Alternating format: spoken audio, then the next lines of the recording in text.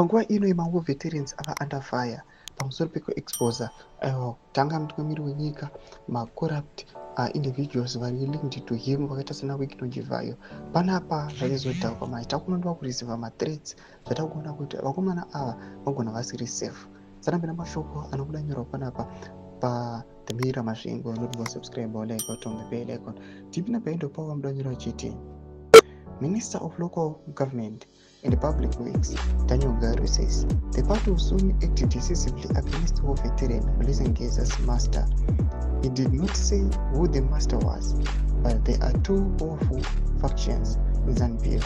He told civil servants and ZANU-PF supporters gathering at Mashingopoli today that Ngeza, who last week attacked Mnangagwa over corruption allegations, is being controlled by a master and is going to be jailed over corruption.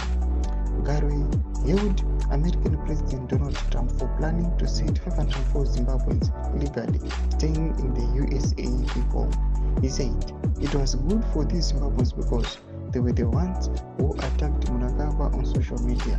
Tomashkwamda panapa anyoro atakunoti aiwa Blessed Ngeza panguva ino akuma 1 tiona vakomana ava vachimuti aiwa why is he attacking our own president, why is he putting my allegations of corruption on him. Panapa tikuona kuti aiwa vakuda kutomuthreatina kuti atopinda behind bars. Chitiko chatikuona kuti vakomana ava yes kuataka mutungamiri wenyika but panguva ino these guys kunyange vanhu vane physical evidence nechokwadi.